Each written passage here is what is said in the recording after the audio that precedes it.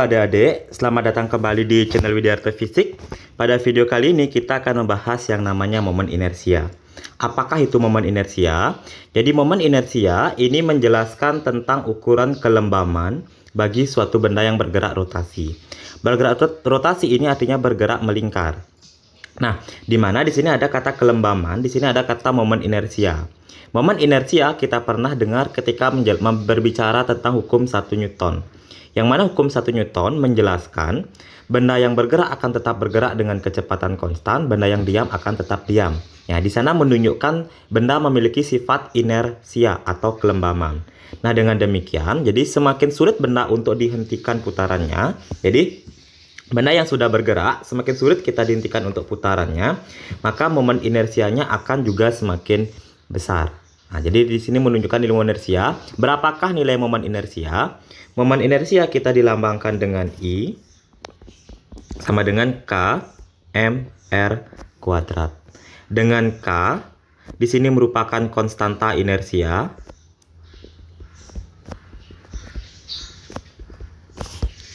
Dengan K ini merupakan konstanta inersia. Sementara M ini merupakan massa. Jadi satuannya kilogram. Nah, sementara R ini merupakan jarak. Jadi jarak dari titik ke poros. Jadi jarak ke poros itu merupakan R.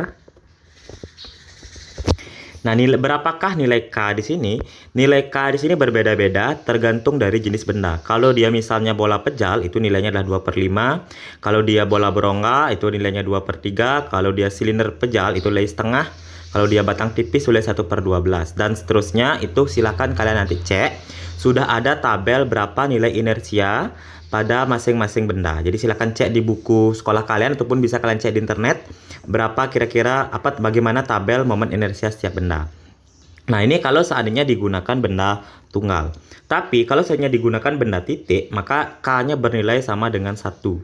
Jadi rumus I sama dengan mr kuadrat khusus untuk benda titik. Jadi kalau dia benda titik, inersianya sama dengan I sama dengan mr kuadrat. Nah, tetapi kalau seandainya benda titiknya lebih dari 1, kayak sini ada massa 1, ada massa 2, ada massa 3. Jadi berapakah inersia total yang dialami di titik poros? Pada gambar ini titik porosnya di tengah-tengah sini. Nah, di tengah-tengah sini, sehingga inersia total I sama dengan I1 ditambah dengan I2 ditambah dengan I3. Jadi I sama dengan I1 ditambah dengan I2 ditambah dengan I3. Nah, kita masukkan I di sini. I di sini adalah mr kuadrat karena dia benda titik. Nah, maka di sini berikutnya saya tulis hasil mr kuadrat. I1-nya adalah m1r1 kuadrat, I2-nya m2r2 kuadrat, dan I3-nya m3r3 kuadrat. Tetapi kalau seandainya benda titiknya lebih dari 1, ya udah, lebih dari 3, silakan diisi lagi dan seterusnya. Kalau cuma ada 2 benda titik, berarti cukup m1r1 kuadrat plus m2r2 kuadrat. Dengan R1 itu jarak dari benda 1 ke poros. Kalau R2 berarti jarak dari benda 2 ke poros. Kalau R3 berarti jarak dari benda 3 ke poros. Nah, untuk lebih jelasnya, mari kita pahami dari melewati pembahasan soal berikut ini. Perhatikan soal berikut. Dikatakan susunan 3 buah pusat massa seperti pada gambar berikut. Nah, sini ada pusat massa 1, massa 2, massa 3. Jika M1 1 kg, sini adalah massanya 1 kg. M2 katanya 2 kg, M3 katanya 3 kg. Besar momen inersia jika diputar pada poros Q. Nah, dikatakan diputar pada poros Q, berarti diputarnya di sini. Pada poros Q sini diputar, nah sini putarnya di sini. Pertanyaannya berapakah inersia total? Nah, berarti seperti rumus yang di sebelumnya, inersia total karena ada 3 benda, berarti inersia 1 ditambah dengan inersia 2 ditambah dengan inersia 3. Inersia rumusnya mr kuadrat tambah dengan mr kuadrat tambah dengan mr kuadrat. Ini m1r1, yang ini m2r2, yang ini m3r3. M1-nya kita masukkan nilainya 1 kg. R1 kuadratnya, nah jadi R1 itu merupakan jarak dari massa 1 ke poros. Porosnya di Q, berarti jarak dari massa 1 ke poros itu adalah pada jarak 1 meter. Jadi kita gunakan dia dengan 1 meter kuadrat ditambah massa 2 kita lah 2 kg. Nah, R2 kita M2 letaknya di poros. Jadi M2 letaknya tepat di poros sehingga M2 tidak memiliki jarak terhadap poros. Maka dari itu R2-nya kita ganti dengan 0 kuadrat ditambah M3 masanya adalah 3 kg. R3 nilainya adalah, nah ini R3 nilainya adalah 1, jarak dari M3 ke poros adalah 1 meter, jadi 1 meter kuadrat. Berarti 1 ditambah dengan 2 ini 0 kuadrat, 0 kali 2 berarti 0, nggak usah ditulis, atau boleh 0 boleh, tambah 3 kali 1 kuadrat 3. Jadi jawaban totalnya adalah 4. Satuan inersia adalah kilogram meter kuadrat. Jadi jawaban yang paling tepat itu adalah option nomor D. Oke, mari kita lanjutkan ke soal berikutnya. Dikatakan di sini 5 titik massa tersusun seperti pada gambar berikut. M1 1 kg, M2 2 kg, M3 3 kg, M4 4 kg, M5 5 kg. Tentukan momen inersianya jika poros sumbu putar X. Nah, berarti dikatakan jika poros sumbu putarnya itu adalah sumbu X, maka sepanjang sumbu X ini dikatakan sebagai sumbu putar. Jadi dengan demikian segini sepanjang ini, nah sepanjang ini dia dikatakan sebagai sumbu putar. Nanti sepanjang ini dikatakan sebagai sumbu putar. Jadi berapakah katanya inersia total? Nah, jadi kita masukkan inersia I. Karena ada 5 batang, berarti I1 ditambah dengan I2, ditambah dengan I3, ditambah dengan I4, ditambah dengan I5. Sama kayak tadi, rumus I-nya adalah MR kuadrat karena dia benda titik, berarti MR kuadrat ditambah dengan MR kuadrat, tambah MR kuadrat, ditambah dengan MR kuadrat. Nah, di sini tambah dengan MR kuadrat juga. Ya, ini M1 R1, M2 R2, M3 R3, M4 R4 dan M5 R5. Nah, sekarang kita cek di sini. M1 itu adalah masanya 1 kg, M1 sini masanya 1 kg, tetapi dia letaknya di sini, berarti tepat di poros. Dengan demikian, R1 bernilai sama dengan 0. Berarti kita tulis dia 1 dikali 0 kuadrat ditambah M2. M2 kita masanya adalah ini. M2 kita masanya adalah 2 kg, kita masukkan dia 2 kg. Nah, jarak tadi adalah jarak M2 ke poros. Porosnya di sini sepanjang ini, berarti ini merupakan jaraknya. Jadi 1 meter. Jadi bukan miring ini jaraknya. Jadi yang jaraknya adalah 1 meter ini. Kalau seandainya poros satu diletakkan di M1 di tengah-tengah ini, baru ini sebagai jarak. Nah, karena di poros adalah sepanjang ini, sepanjang sumbu X, jadi jarak itu adalah yang tegak lurus menuju ke porosnya. Dengan demikian jarak M2 adalah yang ini, yang 1 meter. Oke, jadi kita gunakan 1 meter kuadrat ditambah M3 massa 3 kita nilainya adalah 3 kg, kita gunakan 3 kg. Sementara R3 kita dia letaknya di poros juga. Nah, di poros sumbu X, maka R-nya juga bernilai sama dengan 0 kuadrat ditambah M4 kita masanya 4 kg. Sementara R4 itu posisinya di sini. Nah, berarti sama kayak tadi, jarak yang dimaksud adalah jarak menuju poros, berarti jarak dari sini menuju poros ini juga sepanjang 1 meter. Berarti kita gunakan dia 1 meter kuadrat ditambah M5 masanya 5 kg. Jadi M5 sini adalah massa 5 kg. Jaraknya di M5 dia tepat di poros juga, sehingga R-nya juga bernilai sama dengan 0. Jadi 0 kuadrat.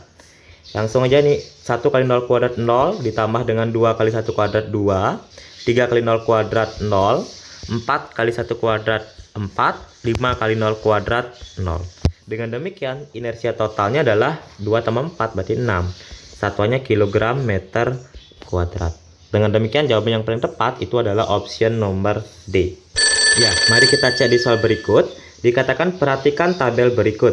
Nah, di sini ada benda PQR masanya 2 kg, 0,5 kg dan 3 kg dengan posisinya katanya di 8,0, 0,6 dan 0,2. Di sini artinya yang bagian sini artinya adalah bagian X, yang bagian sini artinya bagian Y. Nah, sekarang kita bikin koordinatnya dulu. Benda PQR dihubungkan dengan batang tak bermassa. Besar momen inersia sistem terhadap sumbu yang tegak lurus bidang melalui poros benda P. Nah, jadi dikatakan melalui poros benda P. Jadi tugas kita yang pertama itu adalah menggambar dulu. Menggambar ininya. Nah, jadi kita gambar sini. Dikatakan P posisinya di X8 dan Y sama dengan 0. Nah, berarti kita dianggap sumbu X-nya ini adalah sumbu Y. Nah, berarti dikatakan X8 Y sama dengan 0. Oke, kita misal ini adalah jaraknya 2, ini misalnya adalah 4, ini misalnya adalah 6, ini misalnya 8. Begitu yang ke atas, di sini misalnya adalah 2, yang ke sini adalah 4, yang ke sini adalah 6, nah dan seterusnya. Nah, dikatakan pertama P itu diletakkan pada X-nya 8, Y-nya 0. Nah, sini adalah titik 00. Berarti kita menggunakan di sini P pada jarak X-nya 8, Y-nya 0, berarti posisi P adalah di sini. X-nya 8 tapi Y-nya 0. Nah, jadi di sini merupakan titik P. Jadi titik P. Berikutnya titik Q 0,6, berarti X-nya di 0, Y-nya di 6. Berarti di sini diletakkan titik Q. Nah, berarti Y-nya dia 6, X-nya adalah 0. Nah, berikutnya yang R dikatakan 02. Nah, berarti di sini 02. 0-nya di sini, 02 berarti X-nya 0, Y-nya 2, berarti di sini diletakkan titik R. Nah, terus pertanyaannya, besar momen inersia sistem terhadap sumbu yang tegak lurus bidang melalui poros P. Berarti dia tegak lurus. Kalau dia tegak lurus, artinya di sini ada garis lagi ya. Jadi ada garis lagi kurang lebih kayak gini. Jadi kalau gambar ini bentuknya 3 dimensi, jadinya inilah porosnya tegak lurus. Jadi kurang lebih di sini porosnya tegak lurus. Nah, berarti sehingga dari R dia memiliki jarak menuju ke P. Jadi R ini titik R memiliki jarak menuju poros P yang jaraknya adalah ini. Berarti inilah jaraknya titik R ya ini. Ini jarak titik R. Berikutnya ini adalah jarak dari titik Q. Jadi karena ini sistemnya 3 dimensi, artinya kalau misalnya ini kalian anggap sebagai sumbu Y, ini kalian anggap sebagai sumbu X, sementara poros ini terletak pada sumbu Z.